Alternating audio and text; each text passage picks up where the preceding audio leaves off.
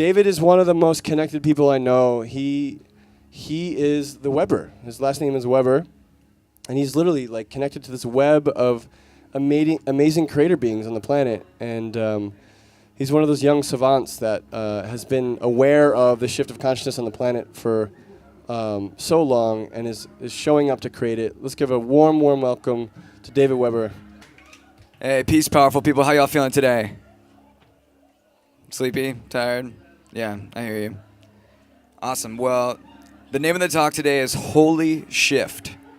WHOLLY. And I'm excited to split my awareness between the pack of monkeys over here activating their primal energy and this extemporaneous improvisational transmission that is unscripted. So, here we go. My interest today is threefold.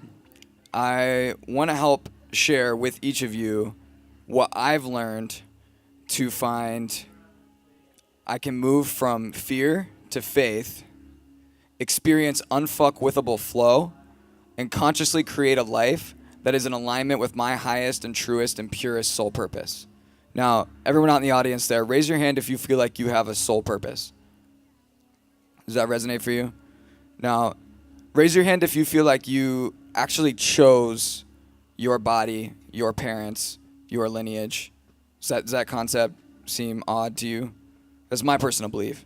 Whether it's true or useful, not so relevant, but I find it to be very useful. Now, growing up, I was born in Dayton, Ohio on September 11th, 1991, so I'm obsessed with numerology, 911, 1991. Find it very fascinating, and I've always been attempting to decode the matrix in one way or another. Obsessed, hyper-analytical. If you met me in 6th grade, you would find me grilling my religion teacher in Catholic school about how the Pope is allegedly infallible when the Roman Catholic Church, aka the Holy Roman Empire, is raping and pillaging, the mystical peoples from all over the world, and thousands of cases of pedophilia are coming up each year in the church. I'm just like, this does not make sense to me at all. So at a very young age, I became very atheistic, which, to that point, faithless, right? And so living in a state of fear around being oppressed existentially because the God that I grew up knowing is, is close to evil as I could logically conclude. And if I'm triggering you, great. I don't know where I'm going with this, but yeah, the experience of feeling so disconnected from source, but having such a curious brain searching for knowledge led me to become a pretty pompous and arrogant asshole as a young person. And I always felt like I had to defend myself from the world. And now, you look at me, I feel pretty open-hearted, radiant, joyful most of the time. And there was a big shift there, a holy shift of my being that really kind of came in around the age of 18. So have you all ever listened to any personal development literature? Yeah, like for me, that was like a major crack in the veneer of my personal programming growing up in Western civilization. And I'll tell you guys this fun story of synchronicity, where synchronicity really first entered my life. If you knew me when I was 18, I had a buzz cut. I was about 175 pounds, working out at the gym every day. Started a fraternity, didn't have any facial hair. It's like a funny story, right? And I'm 27 now, so this wasn't that long ago, just like 7 years ago. And one night I go to this party at my college. I went to Ohio University in Athens, Ohio, which, if any of you know, it has the largest Halloween party in the United States, and is the #1 party school for like 7 years straight. And it's like the highest concentration of alcoholics per capita in a college town. And so like we party hard, right? So like one night I went and blacked out. The next morning I wake up and I have this iPod in my pocket. Remember the iPod with the scroll wheel? It's like, I'm like, oh my God, where did I get this new iPod? And I go and look through the music, look through the movies. There's literally nothing on this thing until I find the books section. And in the book section, there's one book called The Psychology of Achievement by Brian Tracy. Anyone here ever heard of Brian Tracy?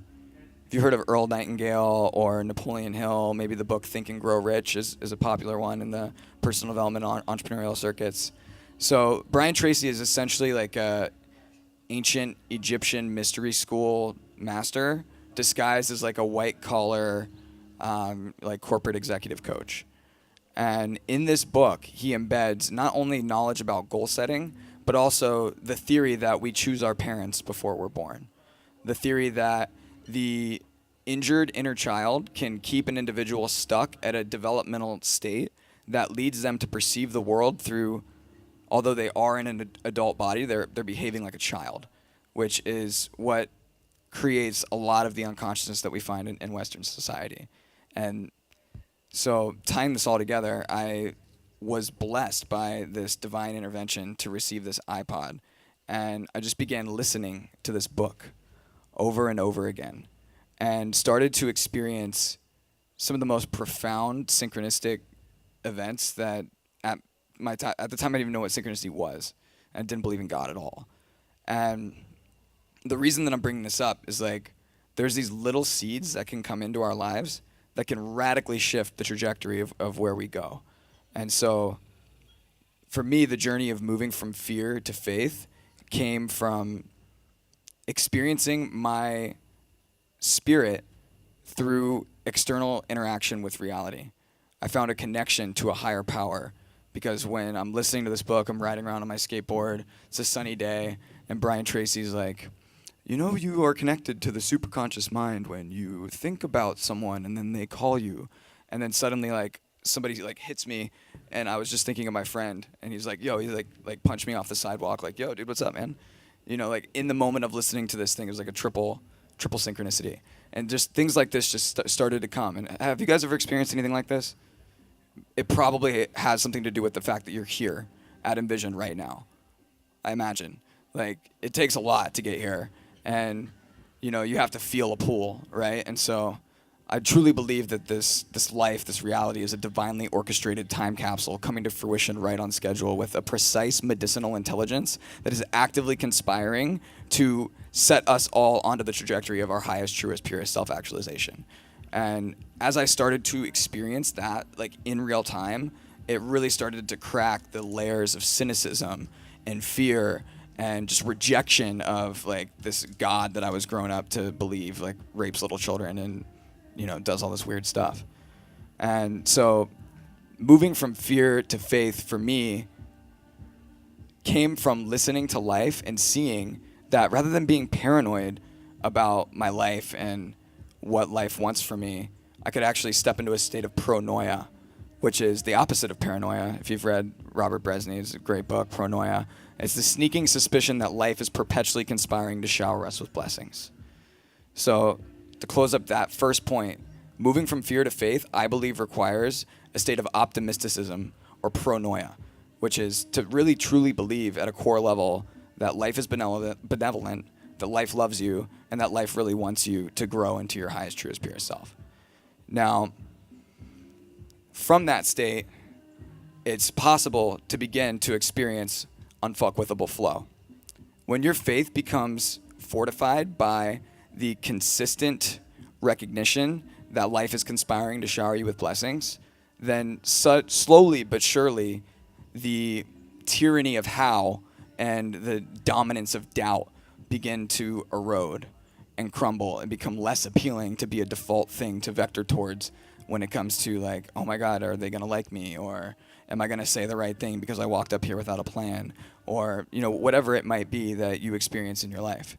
And I think that flow is not necessarily just like some sloppy like, oh, I'm just a fabulous flailing octopus like with no roots in the ground, but it's more so like, how do you be moved by the river or the moving of the element of water or the air and swayed like a tree, grounded in the earth, but able to sway with the change of the environment.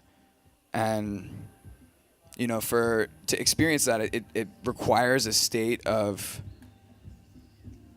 I don't want to say selflessness, but just a suspension of the importance of oneself in the greater picture. It's kind of the dissolution of separation.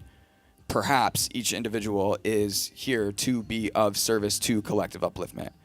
And when we come from a state of what can I give rather than what can I get and orient towards a foundation of service and compassion in action as a primary existential orientation for our purpose on this planet, I think that that is a primary requirement to experience unfuckwithable flow. And lastly, to be,